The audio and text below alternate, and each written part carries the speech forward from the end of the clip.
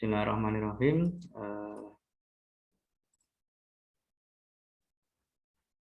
Dengan mengharap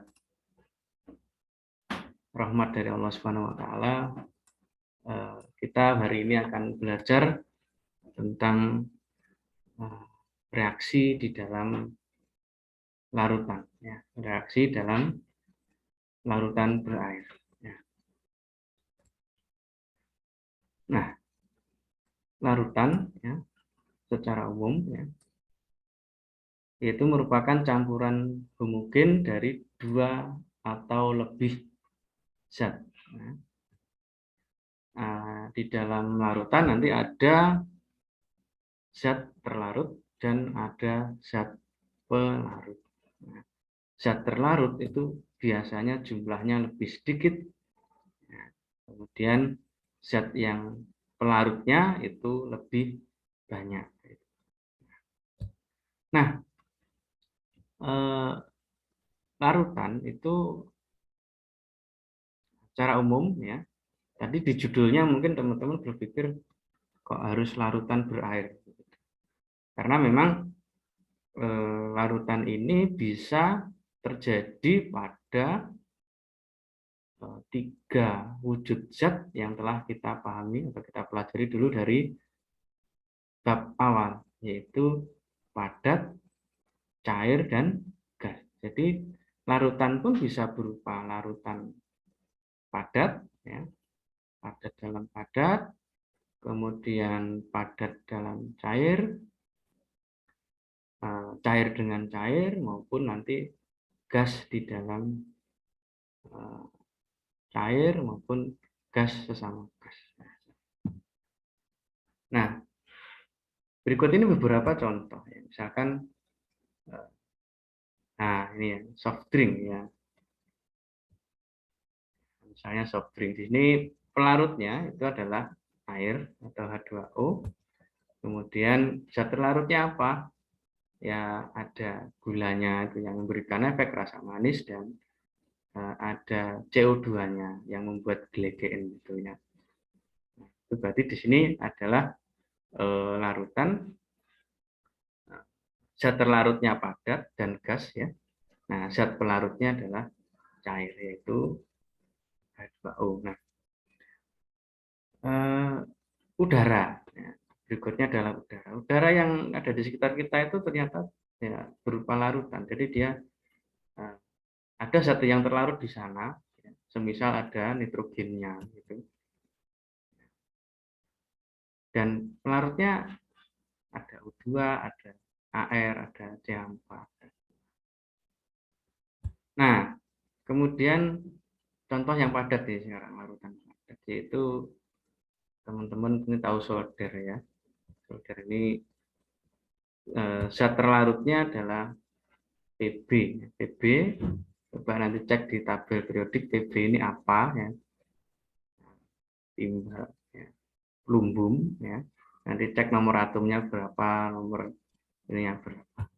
Nah, kemudian zat pelarutnya apa, yaitu timah, ya, Sn. Jadi larutan itu bisa cair, bisa padat, bisa gas, ya. Dan diingat bahwa zat yang jumlahnya sedikit itu zat terlarut, dan yang lebih besar itu namanya pelarut. Nah, karena bahasan kita adalah larutan berair, ya, jadi larutan yang berupa zat cair, maka nah, untuk larutan yang berair itu bisa dikategorikan menjadi dua bagian besar, yaitu elektrolit dan non-elektrolit. Nah, untuk larutan elektrolit itu suatu zat yang ketika dilarutkan dalam air itu menghasilkan larutan yang dapat menghantarkan arus listrik. Sementara non-elektrolit tentu sebaliknya, ya, dari katanya sudah jelas.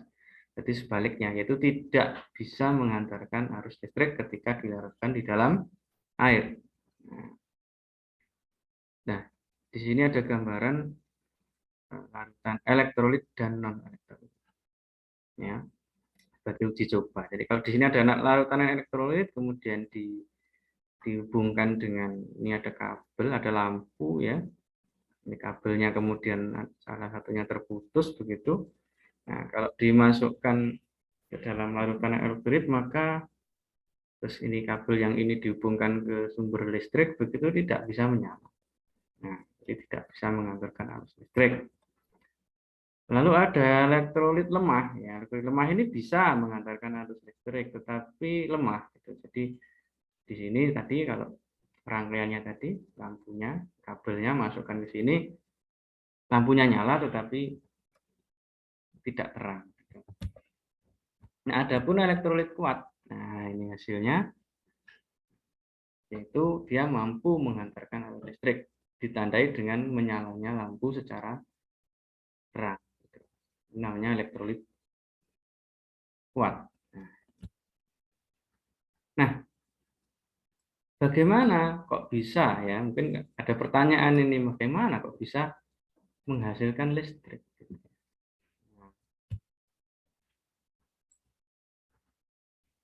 Ini terjadi ya karena ketika terlarut di dalam air tadi terjadi atau muncul kation dan anion. Nah, tentu teman-teman masih ingat apa yang dimaksud kation dan apa yang dimaksud dengan anion pada bahasan sebelumnya. Ya, nah, kita mengenal dua jenis ion yaitu ion positif dan ion negatif. Nah, untuk elektrolit kuat ini dia ketika terurai atau ketika terlarut di dalam atau menjadi larutan itu dia 100% terurai. Contohnya adalah kita ambil contoh di sini NaCl. Nah, NaCl ketika dilarutkan di dalam air, semula kan dia padat. Ya.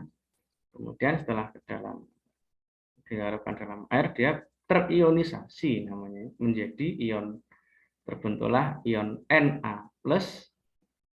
berupa larutan aqueous dan Cl-. Nah, di 100% terurai. Bagaimana? Nah, inilah ya. Kemudian ion ini ya, baik plus maupun min inilah kemudian yang tadi berperan di dalam menghantarkan arus listrik. Sementara elektrolit yang lemah itu terurai tetapi tidak semuanya atau dikatakan terurai sebagian. Nah, contoh yang terkategori sebagai elektrolit lemah itu adalah asam asam asetat ya, CH3COOH. Nah, ketika dilarutkan dalam air dia terurai menjadi CH3COO- ya, dan ion H+. Nah, tetapi tidak semuanya.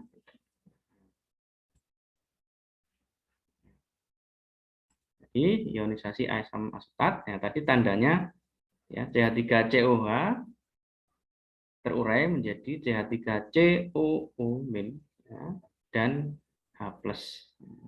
Perhatikan tanda reaksi di sini yang ada ke kanan, ada ke kiri. Nah, itu disebut sebagai reaksi reversibel, yaitu reaksi yang dapat berlangsung dalam dua arah. Artinya apa? Ini sebelah dari produk sebelah kanan ini bisa bereaksi dan balik membentuk yang di sebelah kiri. Jadi begitu. Ya. Nah, ini tadi dengan demikian karena tidak terionisasi secara 100% maka asam asetat ini termasuk elektrolit lemah. Nah, itu elektrolit dan non elektrolit ya. Nah, kemudian kalau non elektrolit kok tidak menghasilkan listrik, kenapa ya? Karena ketika dilarutkan ke dalam air itu tidak ada pembentukan kation maupun anion pada hasil reaksinya. Gitu. Apa contohnya ketika kita membuat wedang bulo, gitu ya, kita melarutkan atau ini apa ini ya, C6H12O6, glukosa ya, kalau nggak salah dulu ya, glukosa ini padat, kita larutkan dalam air, ya dia tetap tidak terpecah menjadi ion mau positif maupun negatif, itu tetap C6H12O6, hanya saja fasenya berubah dari solid ya padat menjadi larutan gitu aja. Nah, dari fase apa es ya solid ke aqueous ya. Nah itu. Nah berikut ini contoh-contoh apa namanya zat larutan ya, elektrolit kuat, lemah maupun non elektrolit. Contoh elektrolit kuat itu misalkan HCl ya, asam klorida, HNO3, asam nitrat, HClO4. Apa kemarin asam apa ini kan ClO4 kemarin kan kemungkinan ClO kan ada apa ya, klorid itu ya. Nah, nanti silakan dicek lagi kira-kira namanya apa. Terus asam sulfat H2SO4 ya. Lalu ada NaOH basa ya, natrium hidroksida dan BaOH 2 kali. Serta pada umumnya senyawa-senyawa ionik itu kalau dilarutkan itu dia termasuk elektrolit kuat. Sebagai contoh tadi NaC. Lalu contoh elektrolit lemah tadi sudah ada asam asetat, lalu asam fluorida HF dan asam nitrat. Ayo Mas ya. Kalau HNO3 asam nitrat. Kemarin kalau HNO2 sama apa namanya? Nah, seingat enggak itu minggu apa kuliah kita 2 minggu yang lalu ya. Ada yang bisa jawab ini? HNO3 asam nitrat ya. Atau apa namanya? Asam nitrat ya. Kalau HNO2 apa? Nah, terus ada lagi NH3. Terus kemudian ada H2O. H2O di sini ini H2O di sini ya, air murni, jadi air yang sudah didestilasi itu termasuk elektrolit lemah. Dan sedangkan untuk contoh non elektrolit di sini ada urea, metanol, etanol, glukosa dan sukrosa. Oke, ini elektrolit dan non elektrolit. Silakan jika ada pertanyaan.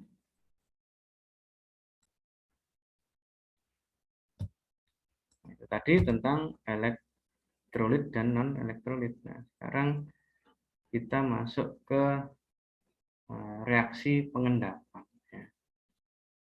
Nah, di dalam reaksi kimia yang berlangsung di dalam larutan itu pada umumnya akan menghasilkan suatu produk yang berupa endapan. Apa itu endapan? Yaitu padatan tak larut yang terpisah dari larutan.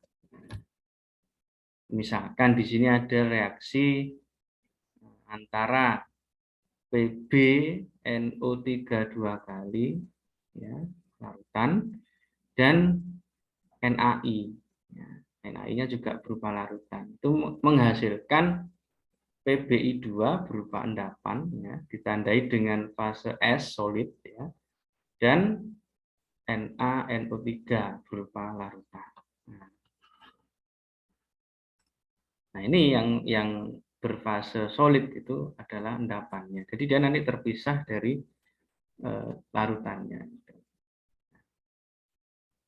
Nanti dan sepertinya nanti ini adalah larutan apa reaksinya ini sudah setara. Nanti bisa Anda cek ya. PbNO3 2 kali plus 2 NaI menghasilkan PbI2 dan 2 NaNO3. Nah, Nah, yang ini apa namanya? Ini disebut sebagai persamaan molekul. Ya. Nah, di dalam larutan, dalam reaksi yang larutan itu persamaan molekul di atas itu bisa kita uraikan lagi ya ke dalam persamaan di mana kita tuliskan ion-ion yang terbentuk ya ketika larutan-larutan itu terionisasi atau bereaksi di dalam larutan. Misalkan di sini PbNO 32 kali itu terdiri dari ion ya gabungan dari ion Pb2+ dan dua ion NO3-. Sementara NaI itu ini menjadi Na+ dan I ya. I-. Ya. Karena di sini ada dua kalinya ya ini ada angka 2 di situ koefisiennya. Nah, kemudian Pp2 karena di endapan maka tidak terionisasi. Sedangkan NaNO3 ini dia terjadi dari atau bisa kita tulis dalam bentuk ion yaitu Na+ dan NO3-. Ya. Karena di sini ada koefisien 2 maka ini 2Na plus 2NO3. Nah, ini namanya persamaan ionik. Ya. Nah, lanjutannya ini kita bisa sederhanakan lagi kayak menggunakan prinsipnya persamaan matematis gitu ya. Jadi kalau ada unsur yang sama di sebelah kiri dan sebelah kanan itu bisa kita coret. Jadi ini di kiri ada NO3-, di kanan ada NO3-, maka boleh kita coret. Demikian juga di sini kiri ada Na+, di kanan ada Na+. Nah, jumlahnya kebetulan sama-sama 2 begitu koefisiennya. Nah, sehingga persamaan yang ini tadi bisa ditulis menjadi lebih sederhana yaitu Pb2+ ditambah 2I- menjadi Pbi2. Nah, ini kita sebut sebagai persamaan ionik total. Jadi ini hanya menggambarkan ion-ionnya bereaksi gitu ya, ion positif dan ion negatif membentuk suatu senyawa.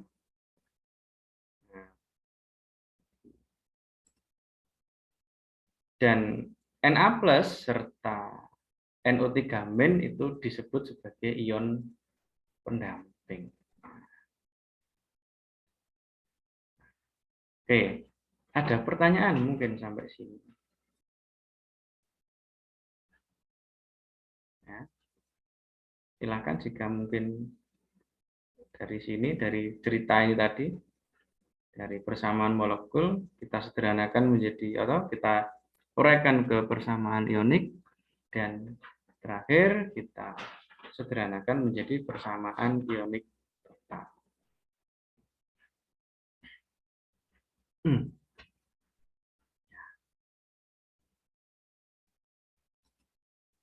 Nah, mungkin ada pertanyaan ya ketika bagaimana, apakah bisa kita memprediksi ya, apakah terjadi endapan atau tidak?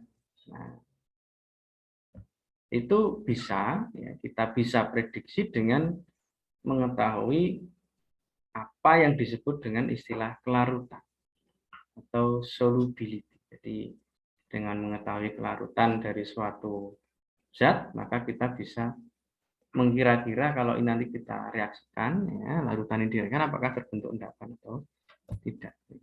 Nah, kelarutan itu adalah jumlah maksimum zat terlarut yang akan larut dalam sejumlah tertentu pelarut pada suhu tertentu. Nah, secara kuantitatif, ya, secara kuantitatif itu ahli kimia mengkategorikan zat itu menjadi 3 berdasarkan kelarutannya ini, yaitu ada zat yang dapat larut, zat sedikit larut, dan zat tak dapat larut. Nah, kalau zat yang dapat larut, ya, ini kriterianya apa? Yaitu sebagian besar zat melarut bila ditambahkan air. Kalau zat sedikit larut berarti ya sebagian kecil saja yang bisa larut. Kalau tak dapat larut, ya apalagi ya, tidak ada yang melarut kalau ditambahkan air.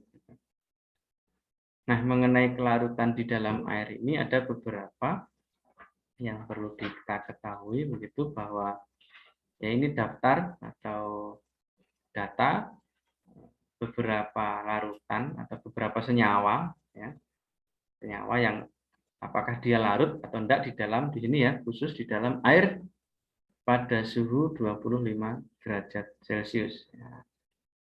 Senyawa-senyawa yang larut di dalam air pada suhu ini adalah yang pertama ada senyawa yang mengandung ion logam alkali. Masih ingat ya kemarin di logam alkali golongan 1A. Di sini sudah disebutkan lagi ada Li+, Na+, K+, Rb+, dan Cs+. Itu larut di dalam air. Nah, juga senyawa yang mengandung ion amonium, ya, NH4+, itu juga bisa larut di dalam air. Kemudian semua senyawa nitrat, ya, yang mengandung ion nitrat yaitu NO3-, bikarbonat, HCO3-, dan klorat, ClO3- itu larut di dalam air. Nah, adapun halida, ion-ion senyawa yang larutan yang mengandung ion halida, senyawa yang mengandung ion halida itu sebagian larut dan sebagian tidak. Ya. Yang larut adalah Cl, Br, ya, Cl-, Br-, dan I-. Sementara kalau dia nanti membentuk halida dengan Ag+, Hg2+, dan Pb2+ itu tidak larut, ya, pengecualiannya.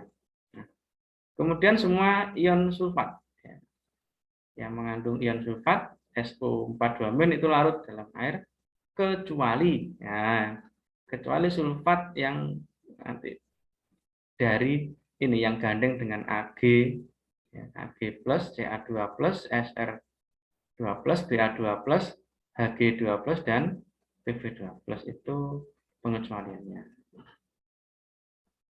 Nah, kemudian tadi yang larutan yang senyawa yang larut di dalam air. Nah, sedangkan untuk yang tidak larut di dalam air itu semua, ya, ion atau senyawa yang mengandung ion karbonat, CO3-, fosfat, PO4-, kromat, CrO4-, dan sulfit, ya, sulfida S2-. Pengecualiannya artinya apa? Pengecualiannya adalah senyawa yang mengandung logam alkali tadi dan kemudian hidroksida, yaitu senyawa yang mengandung ion hidroksida OH- itu secara umum juga tidak larut dalam air pada suhu 25 derajat Celcius kecuali, ya, pengecualiannya adalah untuk yang mengandung logam, ya, ion logam alkali serta Ba2+. Nah, itu bisa kita jadikan panduan. Jadi misalkan apakah AgSO4 itu larut apa enggak, ya? Itu nanti bisa kita lihat dari data ini. Apakah CaSO4 itu larut dalam air atau tidak? Oke.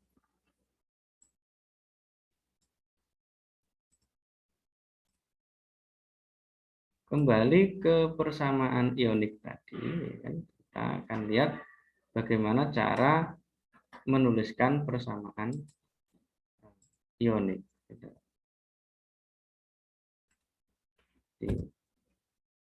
Yang pertama adalah kita tulis persamaan molekul untuk reaksi yang sudah disetarakan. Ya. Nah, di langkah pertama menulis persamaan molekul untuk reaksi yang sudah disetarakan. Jadi kalian kalau belum setara ya disetarakan.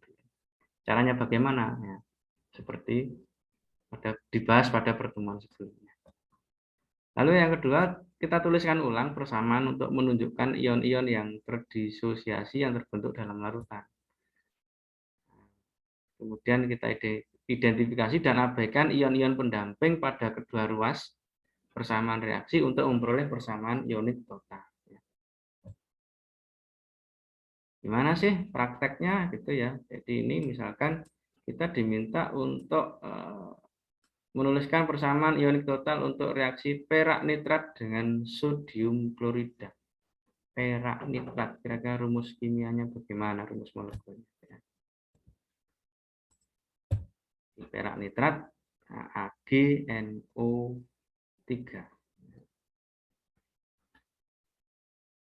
Kan direaksikan dengan sodium klorida, natrium klorida, NaCl, nah, menghasilkan AgCl dan NaNO3. Itu langkah pertama.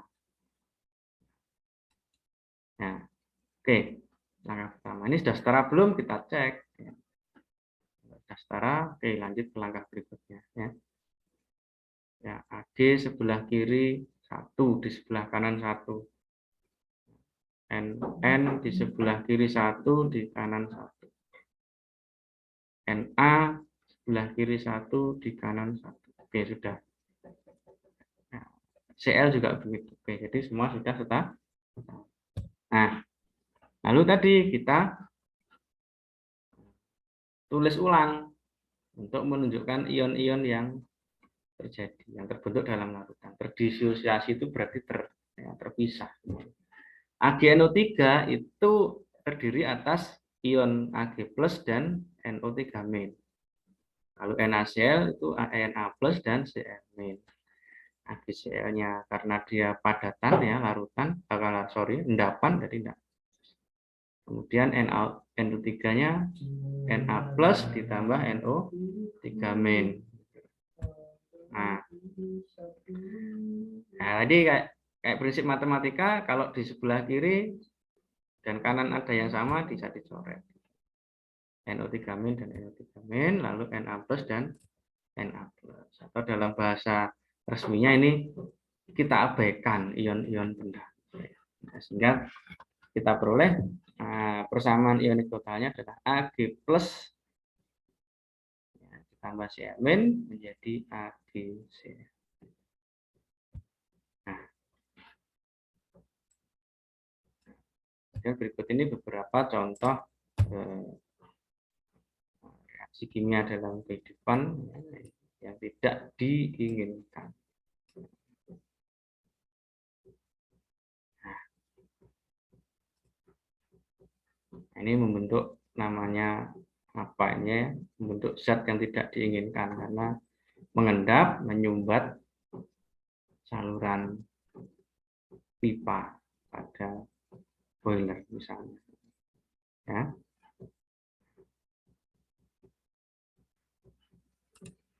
Itu reaksi pengendapan. Jadi secara umum di dalam, kalau ada dua larutan direaksikan akan terbentuk endapan.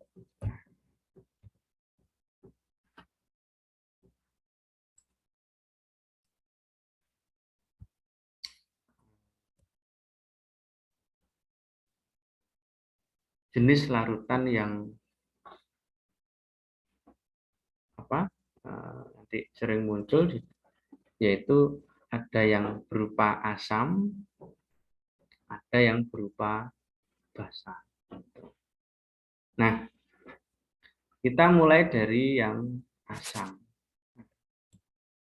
Senyawa asam ya. Pada bab 2 juga sudah kita sedikit membahas tentang asam ya kan, kalau teman-teman ingat ada asam okso ya kan. Kita sudah bahas itu. Nah, sekarang kita lihat secara ini detail gitu ya. Jadi asam, kalau ciri-ciri fisik itu memiliki rasa yang masam. Ya. Contohnya cuka. Ya. Cuka. kemudian lemon, jeruk, gitu ya, itu terasa asam itu karena atau kecut itu karena mengandung asam sitrat. Dan ini juga merupakan penyebab atau terjadinya perubahan warna pada zat warna tumbuhan. Dan asam ini kalau bereaksi dengan logam tertentu itu menghasilkan gas oksigen. Contohnya asam klorida kalau bereaksi dengan magnesium itu menghasilkan MgCl2 dan hidrogen. Kemudian bereaksi dengan karbonat dan bikarbonat itu menghasilkan karbon monoksida. Nah, misalkan asam klorida bereaksi dengan CaCO3 itu menghasilkan CaCl2 dan CO2 serta H2O.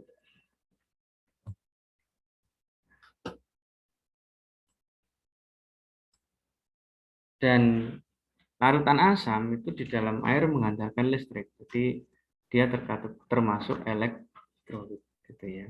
Nah, lalu basa, ya.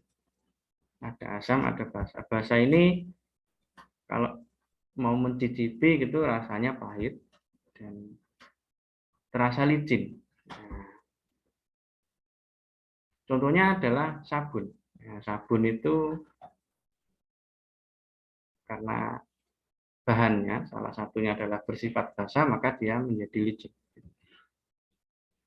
Dan juga sama dengan asam, dia menyebabkan perubahan warna pada zat warna tumbuhan dan juga menghantarkan arus listrik. Larutannya di dalam air itu menghantarkan arus listrik karena dia bisa terionisasi. Nah, kemudian definisi asam dan basa, ya, Arrhenius itu mendefinisikan asam itu sebagai zat yang menghasilkan ion H+. Ini sama dengan definisi yang kita pakai pada bab 2 kemarin, ya.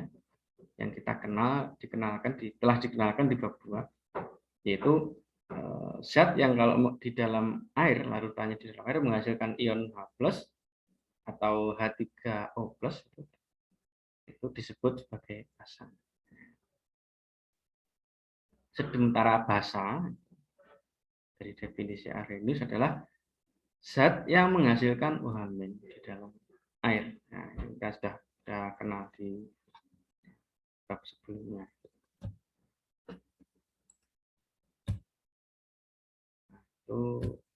Nah, ada definisi lain yang ini berlaku umum. Kalau definisinya Arrhenius tadi itu berlaku untuk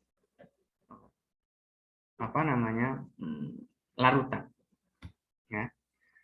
Adapun definisi yang lebih umum itu dikemukakan oleh Bronsted. Tapi ini mungkin agak sulit untuk kita pahaminya. Jadi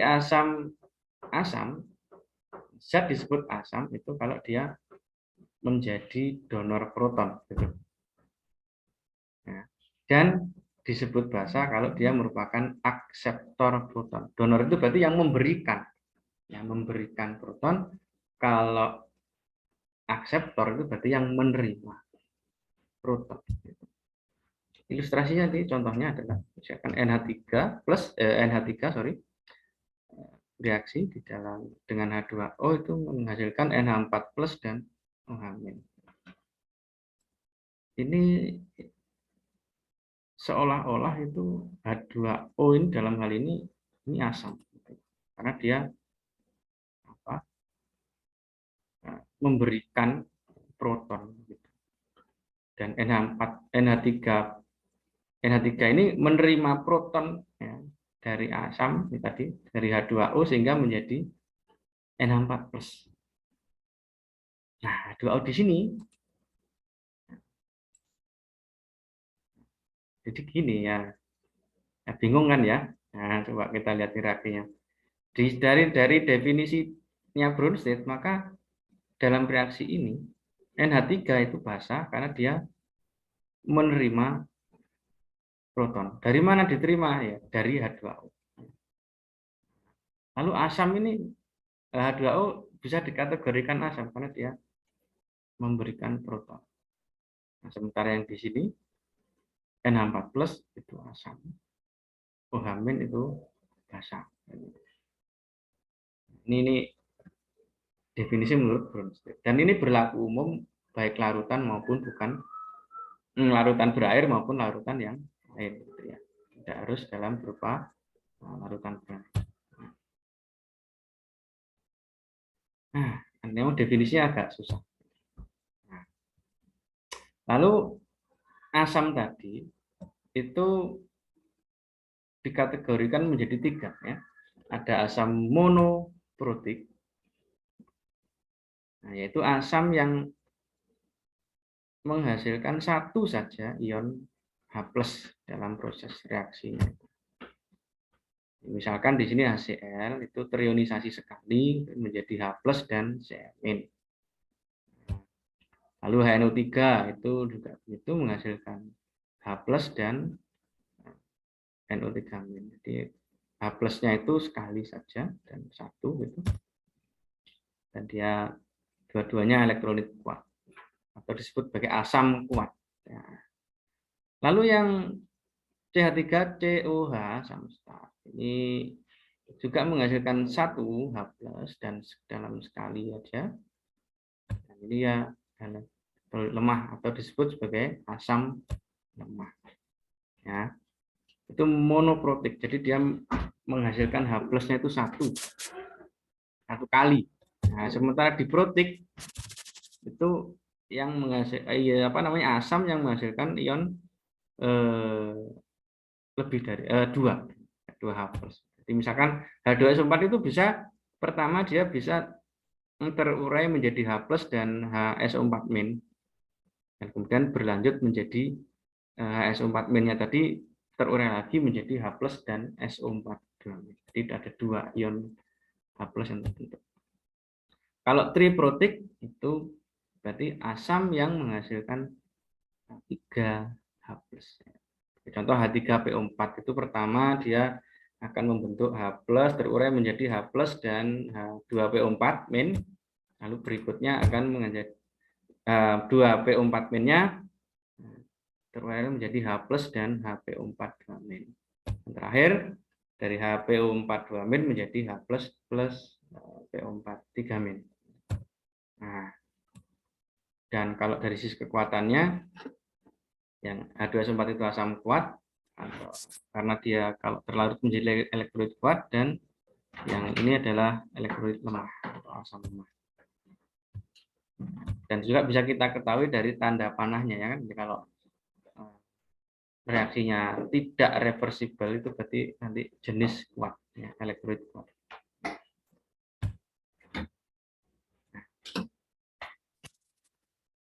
Ini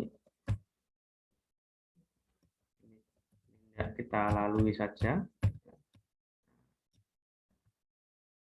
Lalu terakhir, ini terakhir, ada reaksi penetralan ya. Nah, yaitu reaksi penetralan ini adalah reaksi antara asam dan basa ya, yaitu asam bereaksi dengan basa membentuk garam plus air. Ya. Jadi jangan garam di sini adalah umum ya. Jadi jangan hanya berasumsi bahwa garam itu garam dapur itu, tapi garam dapur itu adalah hanyalah salah satu dari jenis garam. Nah, misalnya gini nih, HCl ya, asam klorida bereaksi dengan NaOH itu menghasilkan NaCl dan H2O. Nah, jadi kalau reaksi ini reaksi molekulnya dan ini reaksi apa tadi namanya persamaan ionnya, ini persamaan molekul, ini persamaan ionik ya. H+ ya, HCl terurai menjadi H+ dan Cl-, Na plus dan OH-, NaCl itu Na plus dan Cl-, H2O-nya ya dia larutan apa cair. Sehingga kalau kita buat persamaan ionik totalnya adalah H plus ditambah OH min menjadi H2O. Jadi intinya reaksi menghasilkan garam dan air. Di sini garamnya adalah NaCl. Itu reaksi penetralan. Apakah ada pertanyaan sampai di sini? Atau perlu contoh yang lain misalkan? Contoh yang lain. Ada yang mengusul misalkan garam apa, asam apa dengan apa gitu misalkan.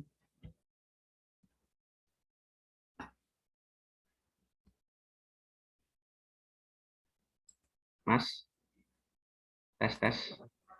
Tes, Pak. Aman, Pak. Nah, Ada. di penetralan itu tadi ya, asam bereaksi dengan basa menjadi garam dan air gitu ya. Air. Nah,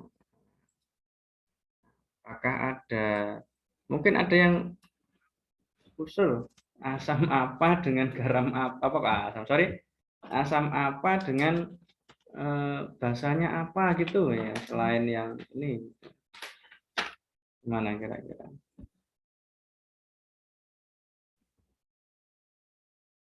Nah, coba ada yang ingat salah satu asam aja. Tadi sudah di depan saya sebutkan banyak asam. Apa tadi?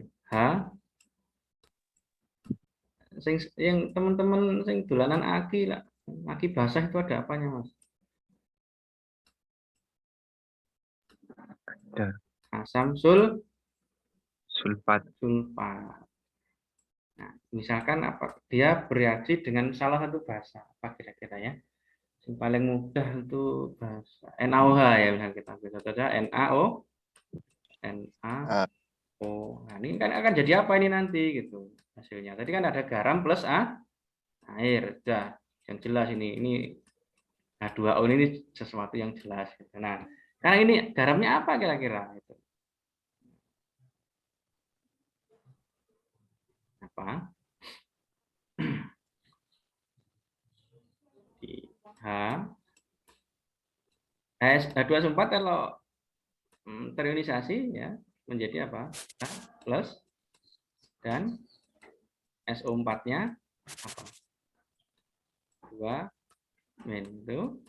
Kalau NaOH ininya adalah Na plus ditambah apa?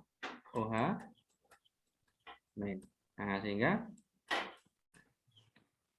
ya ini jadi apa kan ini gini ya. Tadi kan H plusnya bereaksi dengan OH min, ya kan tadi membentuk apa? H2O. Ini sudah bereaksi kan tadi. Ini sudah bereaksi membentuk apa? H2O. Berarti tinggal apa? Tinggal ini kan ya? Ya, Pak. Tinggal ion, kita punya ion SO42 min dan Na plus. Ya, ini aja kita gabungkan menjadi Na SO 4.